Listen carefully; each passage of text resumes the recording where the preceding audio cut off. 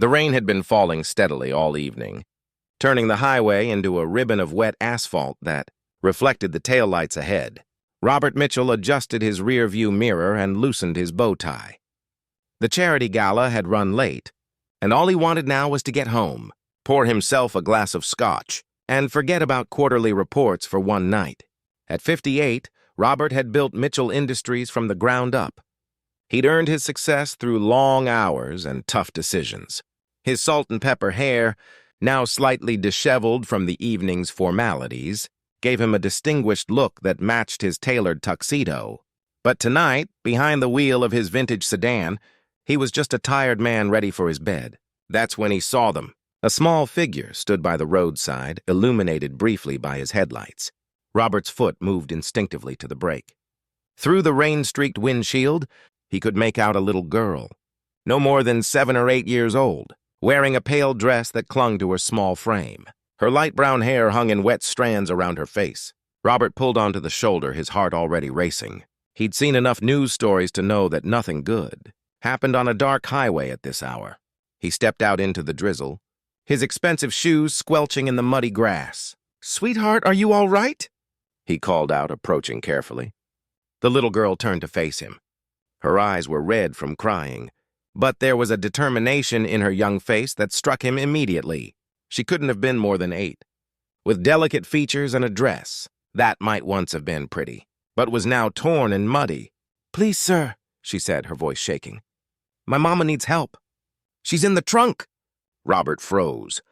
The trunk? His mind raced through possibilities, each worse than the last. "Show me," he said quietly, already pulling out his phone to call for help. The girl led him to an old station, wagon parked partially in the ditch, about 30 yards down the road. The vehicle had clearly seen better days, rust spots blooming along the sides, one taillight shattered. Robert's hand trembled slightly as he reached for the trunk latch. Inside, barely visible in the dim light from his phone, lay a young woman. She was pale, her blonde hair matted with sweat, and she was clearly in distress. But she wasn't injured in the way Robert had feared. Her hand rested on her swollen belly, and her face contorted with pain. "Please," the woman whispered, her voice barely audible. "The baby, it's coming. I tried to drive to the hospital, but the pain—" She gasped, unable to finish. Robert's mind shifted into the executive mode that had served him so well in business. "How far apart are the contractions?" "Close," the woman managed. "Very close." The little girl tugged on Robert's sleeve. "Sir, she's too weak to move herself. That's why she told me to get in the trunk, so she could stay in the back seat. But then she said it hurt too much, and she needed to lie down flat, so she climbed back here. I didn't know what else to do." Understanding dawned on Robert. The mother hadn't been trapped. She'd been trying to find a more comfortable position during labor in a car, barely large enough for the two of them. "What's your name, sweetheart?" Robert asked the girl gently. "Emma," she replied. "And that's my mama, Sarah." "Okay, Emma, I need you to be very brave right now. Can you do that for me?" Emma nodded solemnly, and Robert saw a maturity in her eyes that no child should have to possess. He dialed 911 with steady fingers, giving their location with the precision of someone used to being in control. But as he waited for the ambulance, looking at this young mother and her frightened daughter, Robert felt something shift. Inside him, a crack in the armor. He'd built over decades of business dealings. "Sarah," he said softly, crouching by the trunk. "Help is on the way. You're going to be fine. But I need to know, is there anyone I should call?" "Your husband?" Sarah's eyes filled with tears. "No husband," she whispered. "Just Emma and me. We were heading to my sister's place upstate. Thought I had more time before the baby came." Robert glanced at Emma, who was watching her mother with an expression of fierce protectiveness. The rain continued its gentle patter on the metal roof of the car. "How long have you been out here?" Robert asked. "Maybe an hour," Sarah said between breaths. Cars kept passing. Nobody stopped. Emma tried waving, but another contraction hit her, and she gripped the edge of the trunk. Robert removed his tuxedo jacket and placed it over Sarah like a blanket. It was an expensive piece, custom-tailored, but he didn't think twice. "Emma, come sit in my car where it's warm," he said. But the little girl shook her head firmly. "I need to stay with Mama." Robert saw himself reflected in that.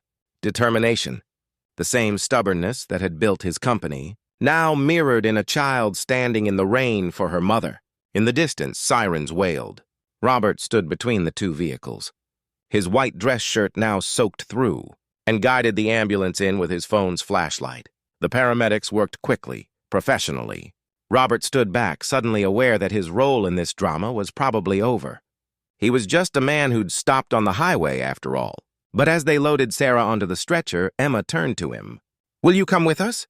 she asked, her small hand finding his. "Please, Mama's scared of hospitals." Robert looked into those young eyes and felt his carefully constructed walls crumble a little more. "I'll follow right behind the ambulance," he promised. At the hospital, Robert sat in the waiting room with Emma. She was wrapped in a blanket a nurse had provided, holding a cup of hot chocolate with both hands. The harsh fluorescent lights made her look even younger, more vulnerable. "Are you a prince?" Emma asked suddenly. Robert couldn't help but smile. "What makes you ask that?" "Your fancy clothes. Like in the fairy tales Mama reads me." "No, sweetheart. I'm just a businessman. I was at a party, but you stopped for us. Nobody else stopped." Those simple words hit Robert harder than any board meeting criticism ever had. How many times had he driven past people who might have needed help? Too focused on his next destination to notice? "I'm glad I did stop," he said quietly.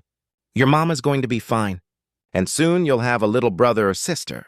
Emma leaned against his arm, exhausted. "We were going to live with Aunt Rachel. Mama lost her job when she got too pregnant.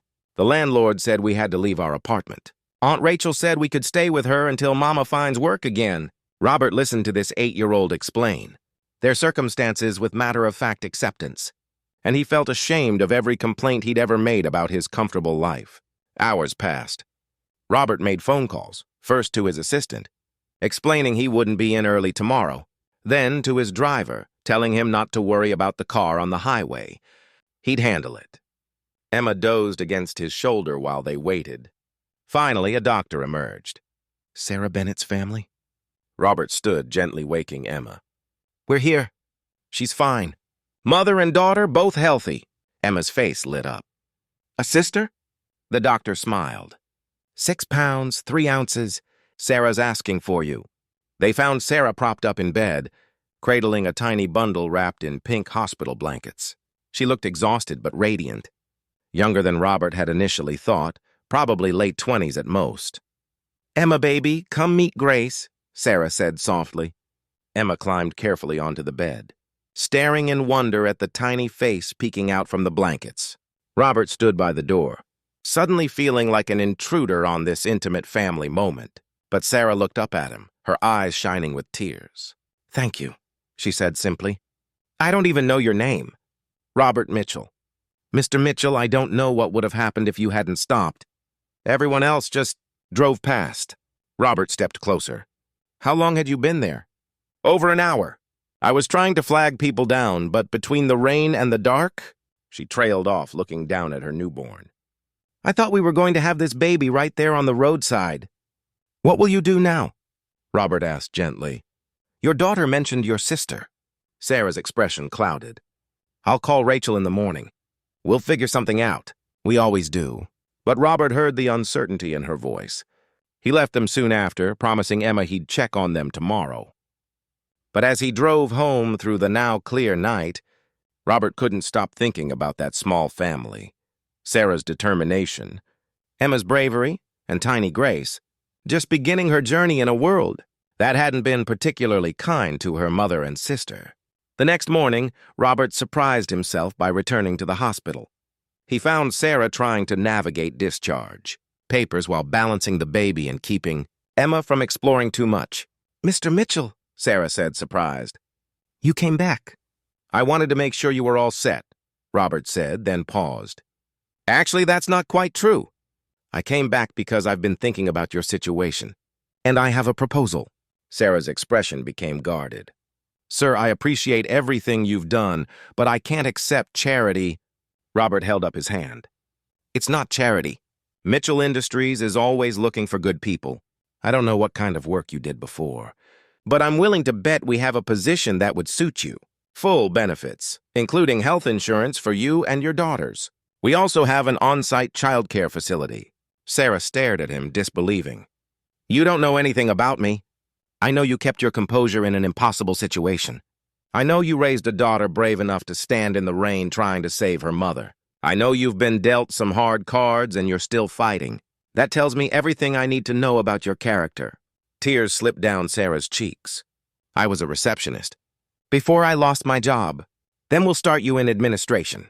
You can work your way up if you want to, or not. Either way, you'll have stability. Robert pulled out his business card. Call my office Monday morning. Ask for Helen. She's my assistant. She'll handle everything. Emma tugged on his sleeve again. Are you a prince? She asked again. This time Sarah shushed her gently, but Robert crouched down to Emma's level. No, sweetheart. I'm just someone who learned something important from you and your mama. About not driving past people who need help. About stopping, even when it's inconvenient. 3 months later, Robert stood in his office looking out over the city. On his desk was a framed photograph Emma had drawn. Stick figures of him. Sarah, Emma, and baby Grace, all holding hands under a rainbow. Sarah had proven to be exactly what he'd expected.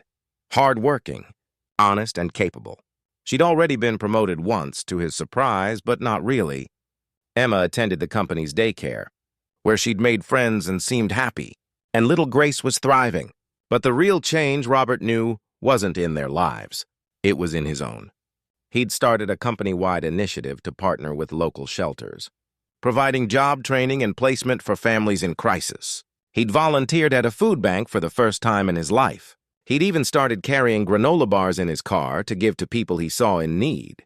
His friends at the country club had noticed the change. Some supportive, others dismissive. But Robert didn't care what they thought anymore.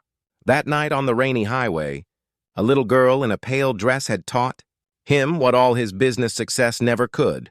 That sometimes the most important thing you can do is simply stop. Stop rushing! Stop thinking about yourself. Stop driving past people who need help. The intercom buzzed. Mr. Mitchell, Sarah Bennett is here with the revised quarterly projections you requested. Send her in, Helen. Sarah entered, professional in her new work clothes, though she still carried herself with the same quiet dignity. She'd had that night in the rain.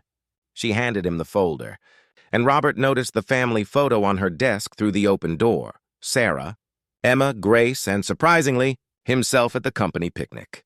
The numbers look good, Robert said, scanning the documents. You've done excellent work here, Sarah. Thank you, sir. I'm grateful for the opportunity. Sarah, how many times do I have to tell you? Call me Robert, he smiled. How's Grace doing? Growing like a weed. Emma's convinced she said Emma yesterday, though I think it was just baby babble. They talked for a few more minutes about work, about the girls, about ordinary things. And as Sarah left to return to her desk, Robert reflected on how extraordinary the ordinary had become. That night, driving home through city streets, Robert saw an elderly man struggling with grocery bags at a bus stop. Without hesitation, he pulled over. Can I give you a lift, sir? The man looked surprised, then grateful. That would be very kind of you. As they drove, the man told Robert about his wife, recently passed, and how he was still learning to do things alone after 52 years of marriage. Robert listened, really listened, and felt that same crack in his heart widen a little more. When he finally arrived home, Robert poured that scotch he'd wanted 3 months ago. But instead of drinking it alone in his study as he used to, he took it out to the porch and called his daughter, the one he'd been busy to talk to regularly for years. Dad? She answered, surprised. Is everything okay? Everything's fine, sweetheart. I just wanted to hear your voice and to tell you I love you. There was a pause, then a catch in his daughter's voice. I love you too, Dad. They talked for an hour, really talked for the first time in years. And when Robert finally hung up, he looked up at the stars and thought about a little girl in a pale dress, standing in the rain, refusing to give up on her mother. Sometimes, he realized, the greatest success in life isn't measured in profits or achievements. It's measured in the moments when we choose to stop, to see, to help. It's in the ordinary kindnesses that change everything. Robert Mitchell had frozen that night, looking into the trunk of a broken-down car. But in that moment of paralysis, something inside him had finally thawed, something he hadn't even realized had grown cold over the years, of climbing corporate ladders and chasing success. And for that, he would be forever grateful to a brave little girl named Emma, her determined mother Sarah, and a baby named Grace who'd been born into difficulty, but had somehow brought grace into his life. The rain had stopped that night, eventually. But the ripples from one act of kindness, one decision to stop and help, continued spreading outward, touching more lives than Robert could count. And that, he thought, was the real measure of success. In memory of all those who stopped to help, and in hope for all those waiting in the rain,